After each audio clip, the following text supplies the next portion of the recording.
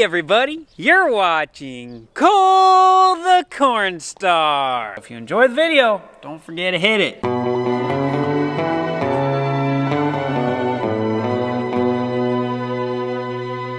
So as you guys know, I like to get a lot of stuff done, and when I have my mind set on a project, I like to just get it done before I move on to the next one. And right now, the big project that I'm focusing on is cleaning up the farm. But we have a little change of plans this morning. Agleader's back. I'm gonna need to replace your stocking hat today though. What's wrong with my hat? That red's not doing it for you. It doesn't match your pit vipers. It's the wrong color. Red's not your color. Blue's your color. Agleader's your color.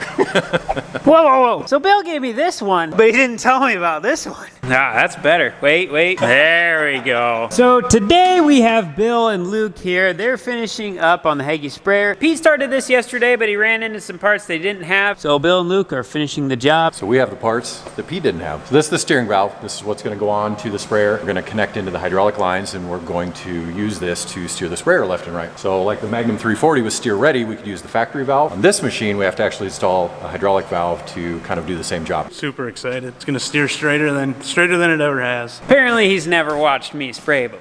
You guys done yet? Just about 5 minutes. Hanging right here like this. Hey Coop. Morning. Hopefully one of these days our tire guy is gonna come out and he's gonna put all new tires on the sprayer. There's actually a couple spots on a few of these tires that you can actually see the wires. These tires cost $2,000 a piece for just these little skinny things. A lot of people have also been asking us to paint the wheels on the sprayer. Honestly, I would. The 32% that we put on is so hard on paint, it just eats through it. So honestly, at this point, I'm not gonna bother. On these sprayers, we think that they must have switched paint halfway through because we have some spots that are really rusty and then others that have absolutely none. So down the road when we upgrade sprayers, hopefully we get one that has the paint that doesn't rust. And then we'll have wheels that look nice and clean. Working hard or hardly working? Oh boy, look at that. Whoa, I'm on candid camera. So I need to climb in the cab and install the cable that connects the Hagee factory switches to our display. So you can still use your Hagee factory switches to turn sections on and off when you need to. He means connect this to these. I can tell that Bill's been sitting in this seat. That looks pretty comfortable, Bill. I'd say someone got a little aggressive with the power washer. You said you wanted to make a mess on the floor? Don't you dare spill on my floor.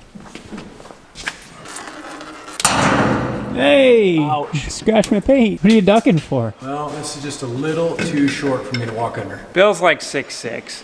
4. 6'6" minus 2. Yeah, that math adds up. Hey Bill, I'm not gonna say climbing that ladder's a bad idea, but... Woo! That's what happens when you use a ladder that doesn't have stops in the bottom. Climbing that ladder is a bad idea. Thank you for holding it.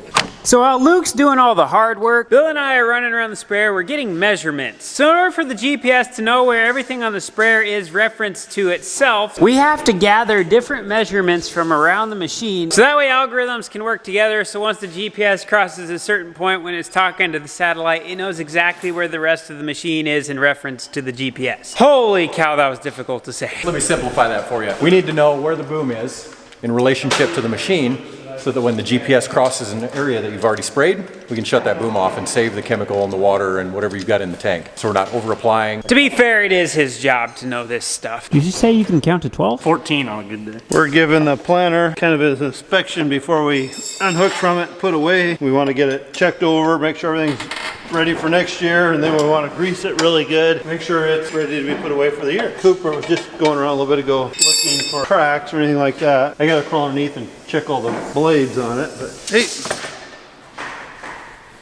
that's what the guys brought me today, some new hats.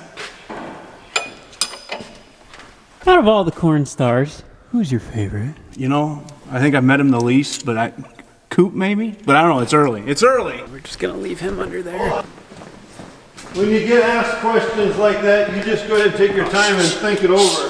Yeah. I mean Daddy Cornstar. I mean, he makes such good food for lunch, and I think he's getting some brownie points. Sorry, I stole your dollar. I need that, you know. They don't feed us out here, so we gotta go buy something. Might have to give me a paper or something so I can write some of these down. This one's got a bearing, I think, going on. So I'm swapping GPS receivers. This is a GPS 7500 that ran a service called TerraStar X, which is RTK from the sky. We're gonna put that on the Hagee, so the Hagee can then follow the planted rows when you're out in the field spraying. Sub 1 inch accuracy on this little guy. From the sky. It's crazy. And from the sky, he means we don't have to have a repeater tower anywhere. It just pulls it from the sky. Good job explaining that from the sky part. I'm pretty good at explaining stuff. We've ran our cable up into the armrest. This is the back side of the factory switches. And we've simply just teed into an existing connection. So this is a really nice install. We can use what's already there from Haggy factory. We can just tee in and reuse those switches without having to install new switches or run a bunch of separate wires. So it makes a really nice, clean install. You guys notice any differences? That's what happens when you bust out the windshield and you're skiddy. Got my ears lowered a long ways. This is Zach, by the way, guys. I don't know if I've ever introduced him before. I've been in a few. You'll see him around from time to time. So we're all wrapped up. We've got everything installed. We're going to pull it out of the shop. We're going to put some water in it. We're going to test out the liquid control system, and we're going to check out the steering system, and then we'll be done and ready to go to the field. Mama Cornstar even made us lunch. It was fabulous. I kind of want to go take a nap now. We got the old editing done. What do we got going on here? Hey, looks like we got new helpers to help load the dump truck. Just increasing the metal profits. We're just increasing the metal profits. I won't say it again. We're just increasing the metal profits.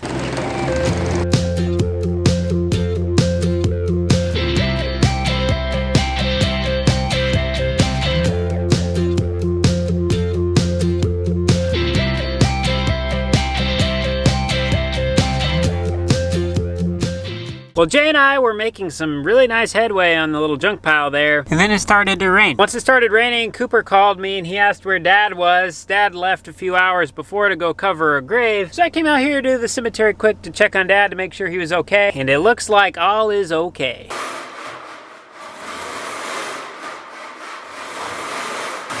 I gotta put pressure on it.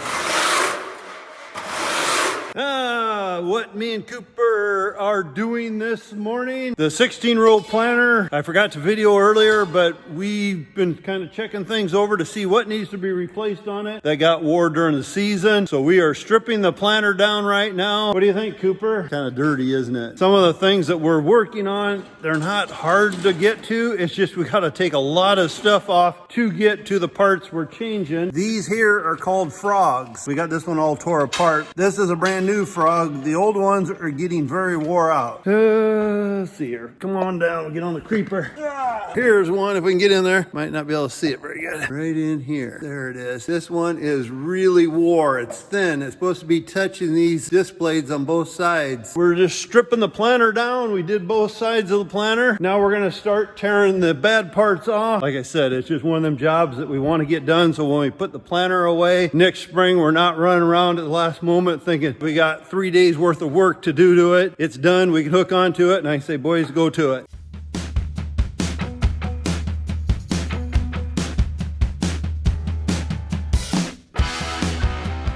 I've been running the video in slow motion. When you watch it, it might look like it's in fast motion because it's moving, but I had to put it in slow motion. Otherwise, it was such a blur, you'd never be able to see it. So don't let it fool you. That's how fast me and Cooper work.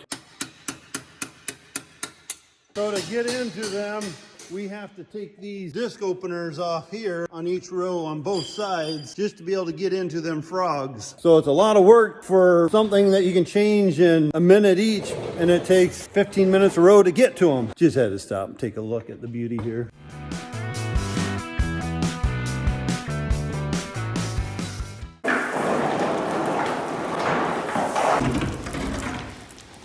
Well, the little set screw that goes in these gauge wheels to tighten them broke off, so I welded a nut to it. And let's see if the weld will hold for the nut to come off. Whew.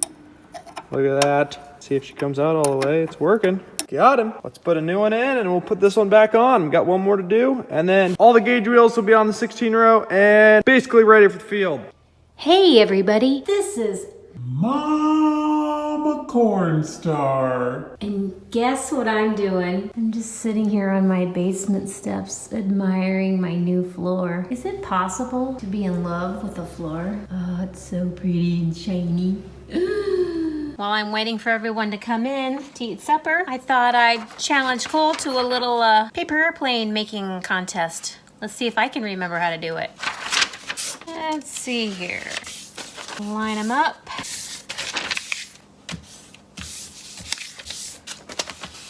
Well, looky there. How'd I do? Let's test it out now. Let's see if it'll fly.